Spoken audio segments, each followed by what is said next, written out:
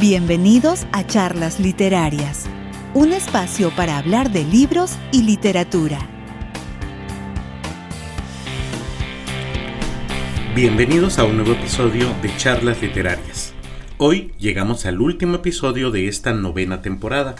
Han sido meses de conversaciones sobre literatura, teoría literaria, historia del libro y también sobre el mundo editorial que rodea a las obras que leemos. Pero hay algo que siempre debemos recordar.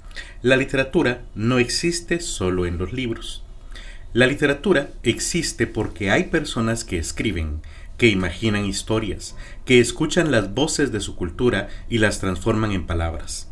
Por eso, para cerrar esta temporada, hemos querido dedicar este episodio a escuchar directamente a quienes están detrás de esas voces, los autores. Hoy conversaremos con 2 escritores que forman parte de la colección Voluta de la editorial Kazam-A. El nombre de esta colección proviene de la voluta maya, un símbolo que en el arte mesoamericano representa el habla, la palabra que se pronuncia y que circula entre las personas. Inspirada en ese símbolo, la colección Voluta busca dar voz a escritores latinoamericanos contemporáneos, que merecen ser leídos, reuniendo obras de poesía, narrativa y teatro en ediciones cuidadas que aspiran a ampliar el horizonte de la literatura universal. En este episodio conversaremos primero con Gabriela Baños, una joven autora originaria de Petén, cuya escritura recoge la memoria, las historias y las tradiciones de su tierra. Su obra, Cuerpos de Estaciones, es una colección de cuentos. Y más adelante hablaremos con Mateo Echeverría, autor de la novela Barrabás, una obra que explora preguntas profundas sobre la culpa, la libertad y la condición humana. 2 autores, 2 universos literarios distintos, pero una misma convicción, que la literatura sigue siendo una forma de entender el mundo y de contarnos quiénes somos. Comencemos entonces con nuestra primera conversación. Gabriela, bienvenida y gracias por estar acá. En tu biografía cuentas que empezaste a escribir desde muy joven y que una de tus mayores inspiraciones fueron las historias que contaban tus abuelas en la Isla de Flores. ¿En qué momento sentiste que esas historias familiares podían convertirse en literatura? Lo sentí desde el inicio, desde que escuchaba las historias que me contaban.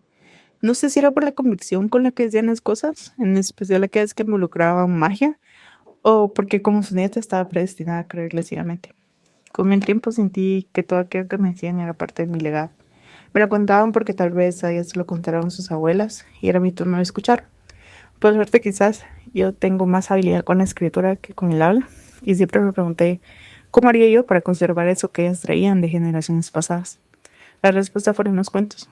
Más que un cuándo, sentía mi obligación encontrar la manera de mantener vivas sus palabras. Tú naciste y creciste en Petén, un lugar con una enorme riqueza cultural, histórica y también mítica. ¿Cómo influye ese paisaje, la Isla de Flores, las tradiciones del lugar, en la manera en que imaginas y construyes tus historias? Flores es un lugar mágico, desde el momento en el que el sol nace hasta que se oculta. El lago verde azuloso, el rugir constante de los meses a la distancia, la marea que mueve las lanchas. Podría pasarme horas hablando de mi hogar. Cada vez que escribo, siento que agarro algo de mi pueblo. Alguna descripción de una casa al azar que he visto toda mi vida, un olor, una comida, un sabor en específico que es de allá, e incluso alguna persona real que encaja con la historia. Todo de Petén es una inspiración para mí. Introduzco todo lo que puedo de mi tierra en mis cuentos porque la extraño constantemente. Y así siento que tengo un pedacito de ella conmigo. Muchas de tus narraciones parecen dialogar con la memoria colectiva. Las costumbres, las leyendas, las historias que circulan en los pueblos. ¿Sientes que escribir también es una forma de preservar esas tradiciones para que no desaparezcan? Por supuesto. Es normal desde mi punto de vista que muchas costumbres y tradiciones queden en el olvido, en especial en esta modernidad de inmediatez.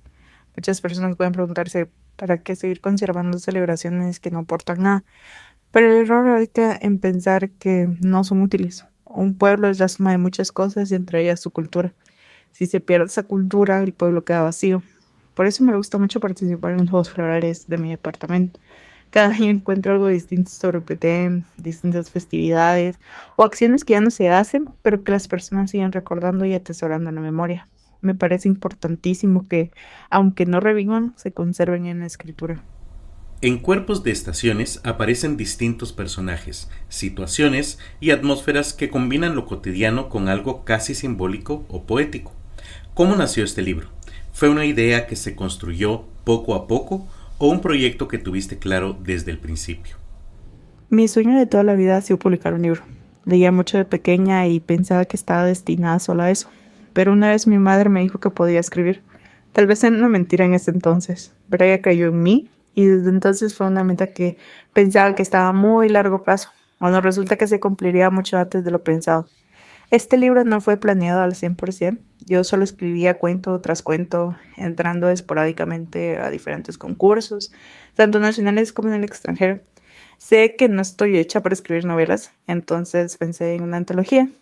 La idea de las estaciones siempre ha estado en mi cabeza, pero no de manera literal, sino más bien conectadas con mis emociones. Cada estación representa algo para mí, como el verano, que es un calor sofocante, molesto, que incomoda. Los cuentos de esta estación me producen lo mismo. Así traté de volcar todos mis cuentos por esas rutas, tanteando qué era lo que cada estación me hacía sentir y tratando de transmitirlo en los cuentos. En varios textos del libro aparecen personajes muy marcados por su entorno y por su historia personal.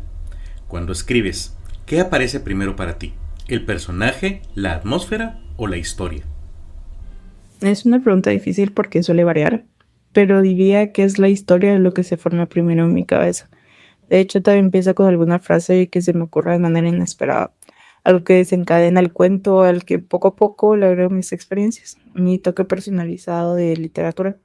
Nunca sé realmente qué es lo que va a suceder. Dejo que mis pensamientos vaguen por esa frase y escribo 3 o 4 borradores antes de decidirme por la ruta que más me gusta para el cuento. Luego llegan los personajes. Me pregunto quién podría encajar en la situación, una niña, un anciano, y lo inserto en mi historia para que esta vuelva a mutar hasta que me guste. Por último, escribo la atmósfera, que para mí complementa los detalles del cuento. Eres una autora muy joven que ya ha ganado concursos importantes y ha sido finalista en certámenes literarios nacionales. ¿Cómo percibes el panorama para los escritores jóvenes en Guatemala y en Centroamérica? Hay muchos jóvenes que escriben, no se puede negar. El problema son las oportunidades que hay para nosotros. Hay que confiar en la nueva generación de escritores, no rechazando el canon, sino viéndolos como un aporte a este. No solo es necesaria la frescura narrativa, sino las nuevas perspectivas que los autores contemporáneos podemos ofrecer. Definitivamente me gustaría ver a más autoras centroamericanas publicadas. Hay un auge en Sudamérica porque nosotras no podemos tener eso. El talento no es escaso. Además, me gustaría mucho leer autores y autoras alejadas de las ciudades. Hay muchas joyas escondidas por descubrir. ¿Cuáles son tus metas o planes a futuro como escritora? De mi parte, yo espero seguir escribiendo. Por supuesto, quiero mejorar en mi forma de escribir, quiero experimentar con la narración y seguir publicando. Escribimos para que nos lean, querramos o no. Pero si mis cuentos no se leen, al menos quiero que existan para mí y los míos. Acabamos de escuchar a Gabriela Baños, una autora que nos recordó algo muy importante, que muchas veces la literatura nace de la memoria, de las historias que escuchamos en la infancia, de los paisajes y de las tradiciones que forman parte de nuestra vida cotidiana. En su caso, estas historias vienen de Petén, de la isla de Flores, de las voces familiares que se transmiten de generación en generación. Ahora vamos a cambiar de registro literario. Nuestra segunda conversación es con Mateo Echeverría, autor de la novela Barrabás. Si en el caso de Gabriela la literatura nace de la memoria cultural y del territorio, en la obra de Mateo encontramos una exploración distinta, una mirada narrativa y filosófica sobre la culpa, la pérdida de la libertad, las diferencias socioeconómicas y el sistema estatal. Conversemos entonces con Mateo Echeverría.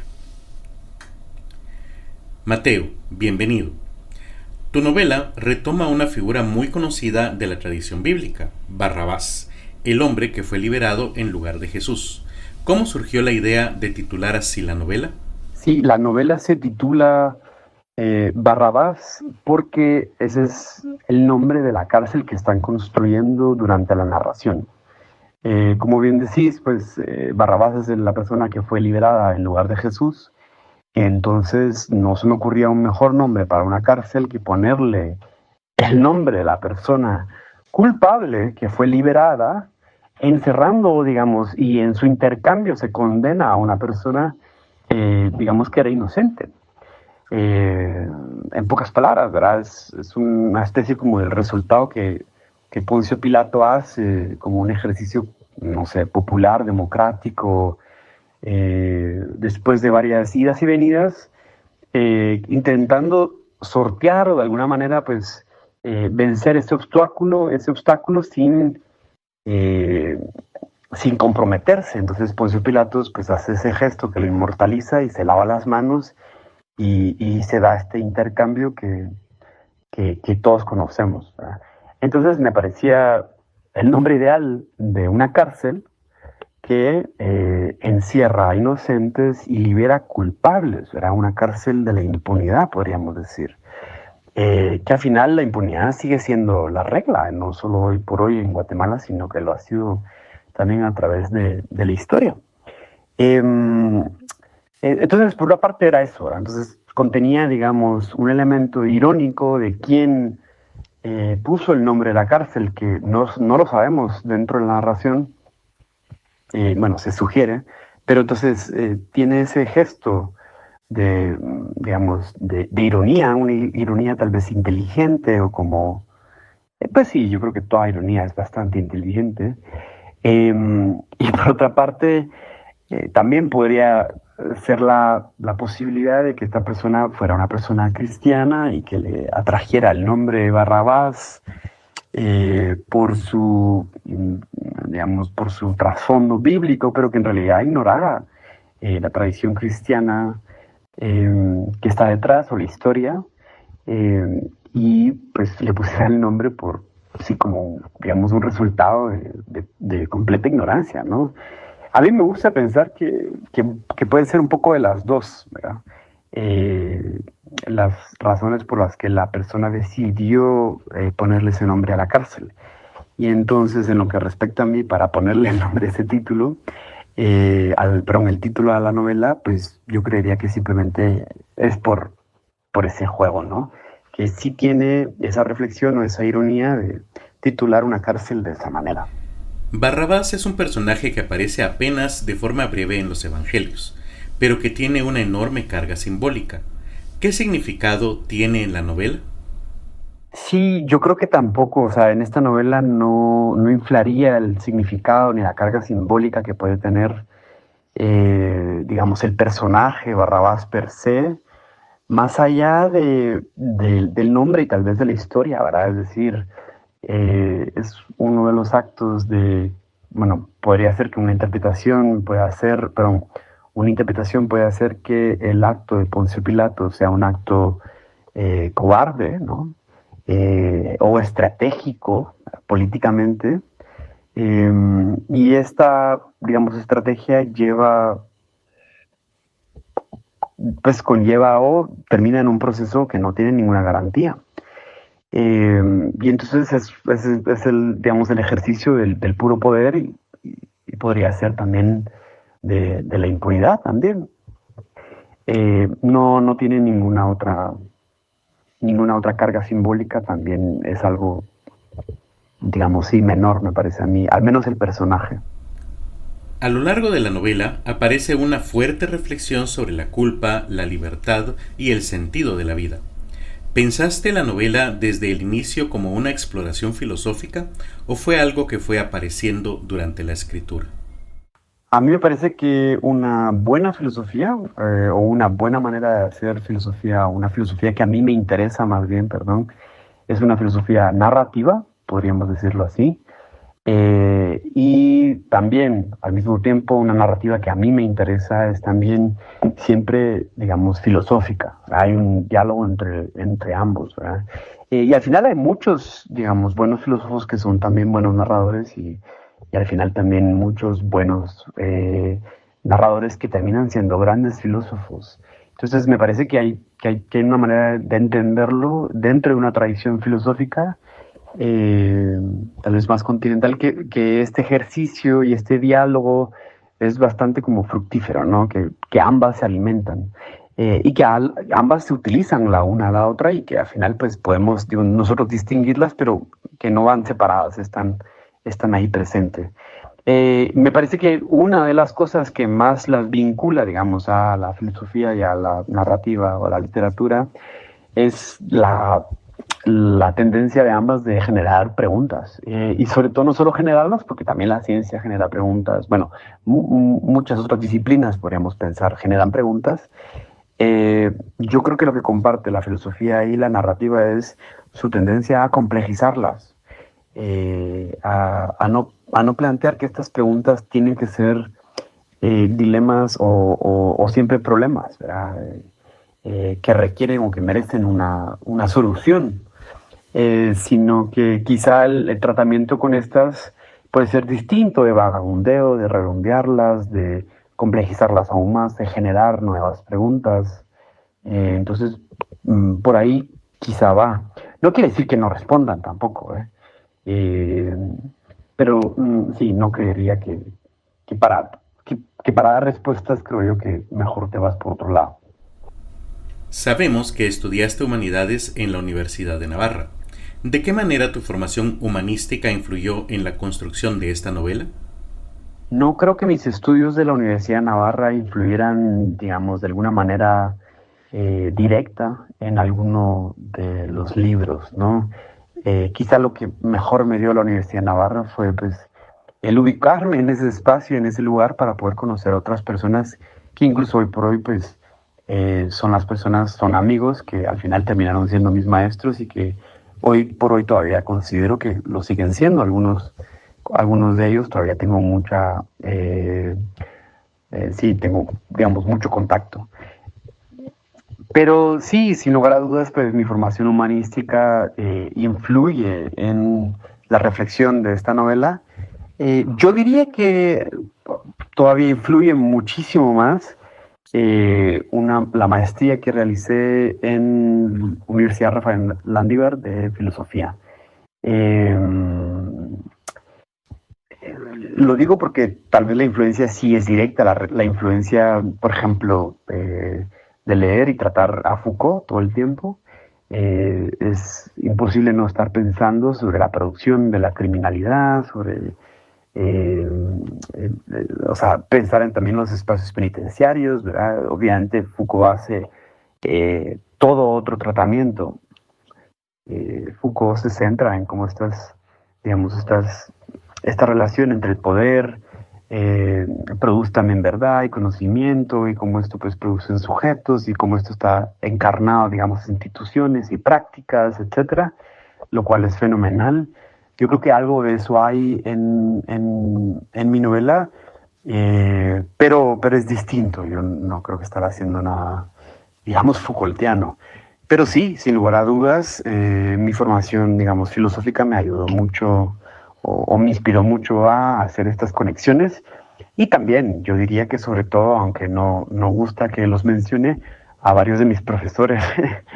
Esa sería quizá como la influencia directa. No, la Universidad de Navarra, perdón, mis años en la Universidad de Navarra ya fueron hace bastantes años, y entonces yo ya no lo veo tan directo, sino más bien tal vez mis amistades que hice ahí, que todavía ellas permanecen, ¿verdad?, conmigo. En muchos momentos da la impresión de que la novela se desarrolla en Guatemala o cualquier país latinoamericano, como una especie de espejo de los dilemas humanos universales. ¿Crees que la novela habla también de nuestras propias decisiones, culpas o redenciones?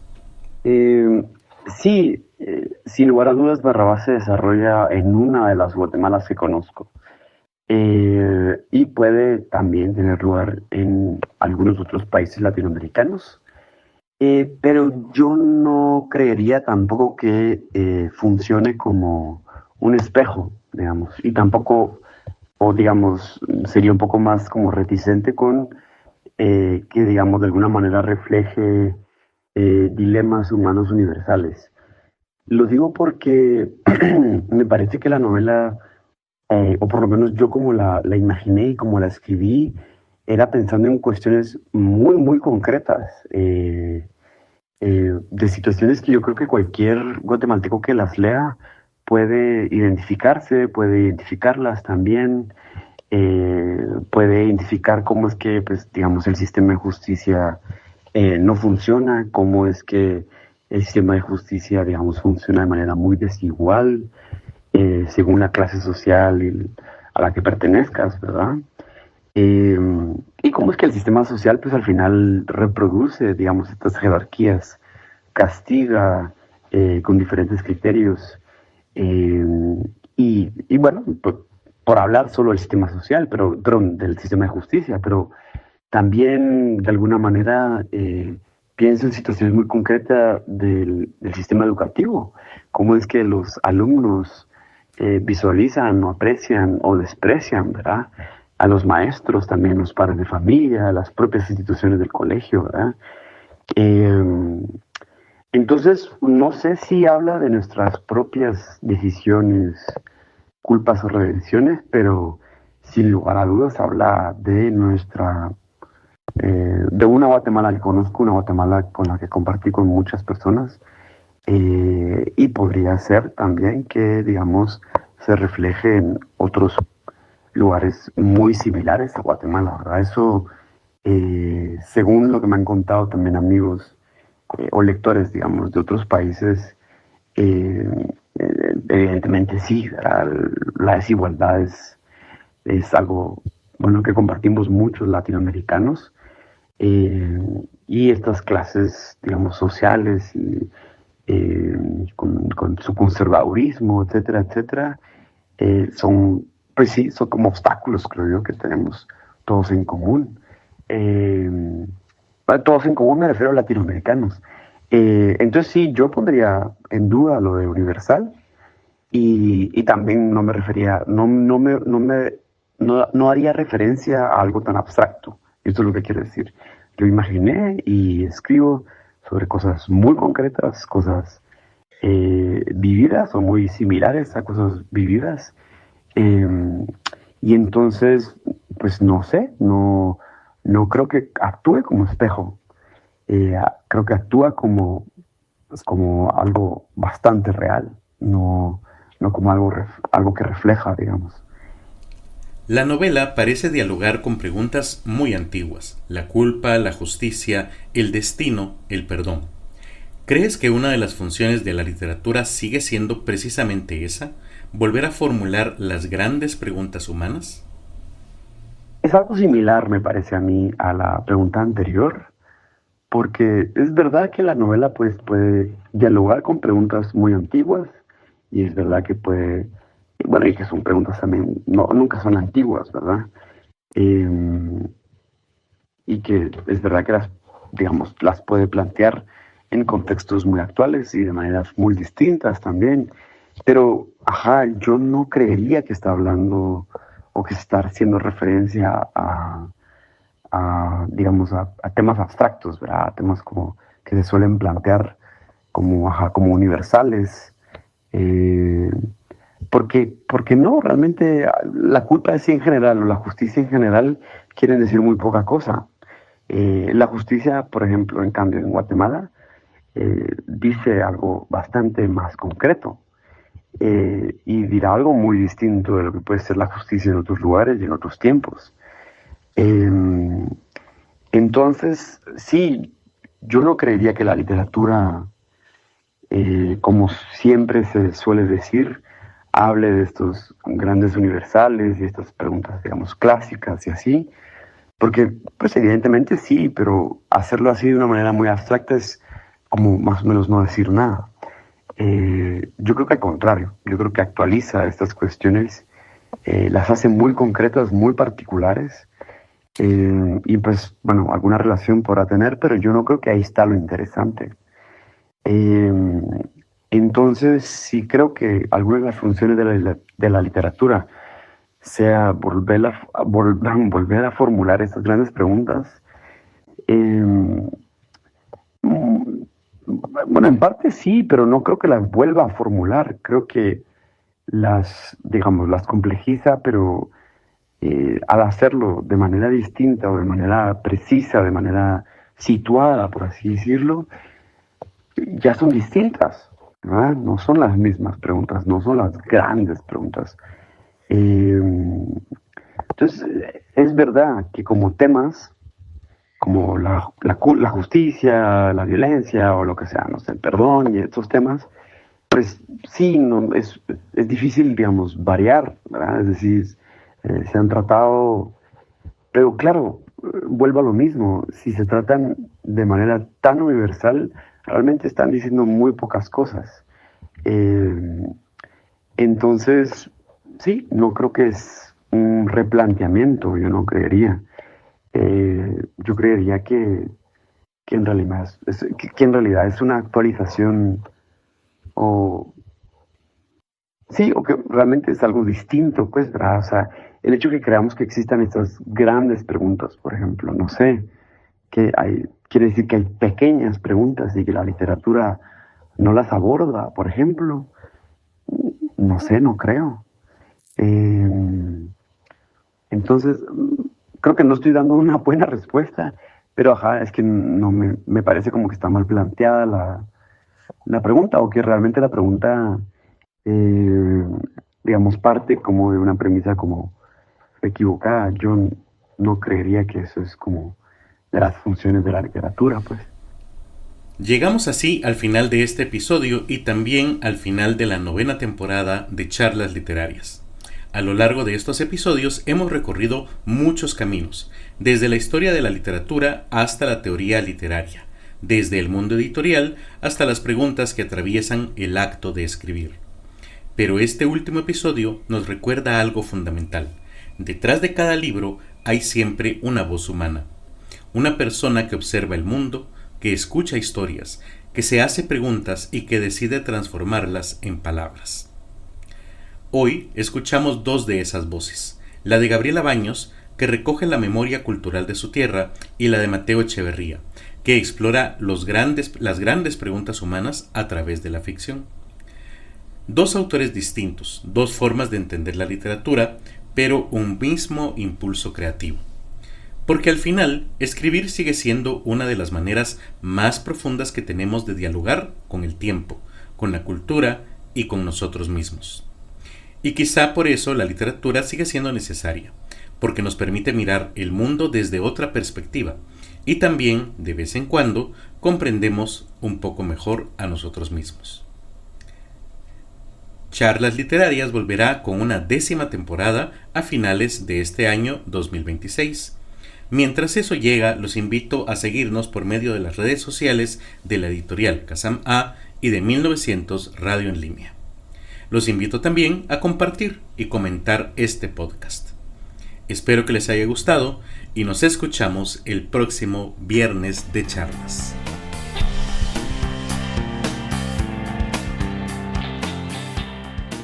Charlas Literarias es producido y grabado en el estudio de la editorial Kazam A. Encuentra un nuevo episodio cada viernes de charlas en Spotify, YouTube y otras plataformas similares.